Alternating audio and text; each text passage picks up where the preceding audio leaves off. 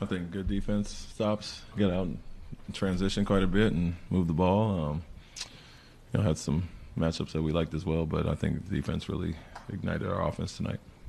You had 7 guys in so 38 points in the first half, 19-19, and so to your point, we guarded well and scored 31-32, so that's what it was.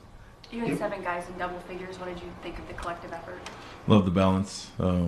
Shots wise, I think we got 9, 8, 15, 14, 11, nothing too high, and the numbers obviously. So, and our men had 8 there. So, love the balance as always, and the more we can get stops and play, and not have to play call and get out and run, I think it's equal opportunity. It makes us harder to guard. You had talked about the team maybe playing more consistently after the last couple of games. What did you think about how you didn't really let off the gas for the whole game there?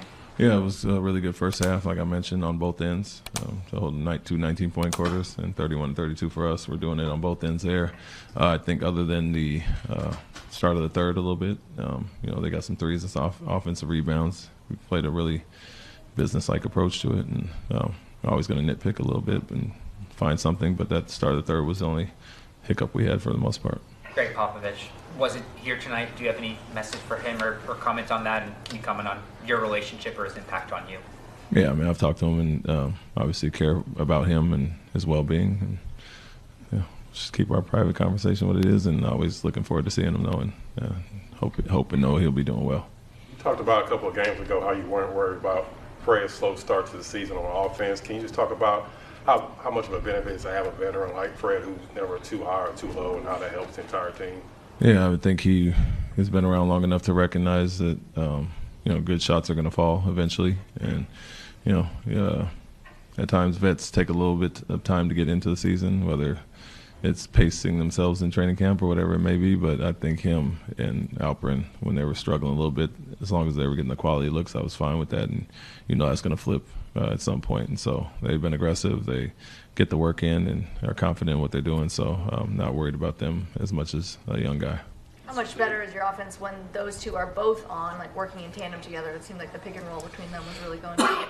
Yeah, obviously you saw that was a huge part of what we did last year. Add Jalen into the mix now. If you can get all those 3 guys playing at a high level, we're going to be a different team. And that's a great set for us to get those guys in actions. I think Fred is going to be aggressive, making the right play, and Alpe's dangerous in the pocket. So with the post-ups that he can score there, I think him around the elbow on the perimeter and then him in the pocket, it's a great combination of scoring options for Alperin. Start to finish, do you think these last 2 games have been your best so far? Yeah, like I said, if you can point out a 3-minute hiccup, which was the end of the half against the last game, and then the 3 minutes or 3 or so minutes to start the quarter in the third, that's pretty consistent. So always going to try to be perfect, but that's your let-up. It's obviously different than entire half, which is what we saw early in the season. Understanding you've played good teams already this season, but to play back-to-back really good games, now how interested are you just to see how everything looks on Friday in Oklahoma City?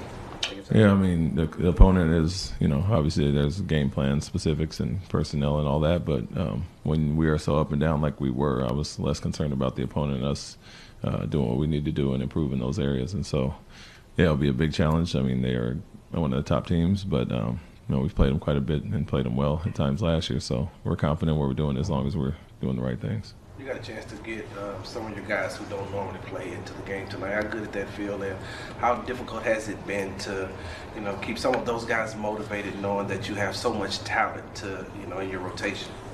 Yeah, it's always good to, play guys on a blowout win specifically, and not just get them minutes in a blowout loss, obviously. But to get all those guys in and for some extended minutes is great. But they did play quite a bit in Golden State and helped us kind of spark that comeback. It's a tough job, and it's part of being a professional. I've been through it as a player, and I always have to be ready for when your number is called. But it's when you're 14 deep, and it's going to be a thing. We're playing 10 at times, 9 at times, and so there's going to be some guys that are obviously unhappy. But the big message is stay professional, go about your work, and it's a long season when things happen, and you're always going to get an opportunity. So it might be easier for the vets who've been around. It's more so than the young guys, but that's our job, to keep them motivated and them see the big picture. Thanks, Coach. Thank you. Thank you.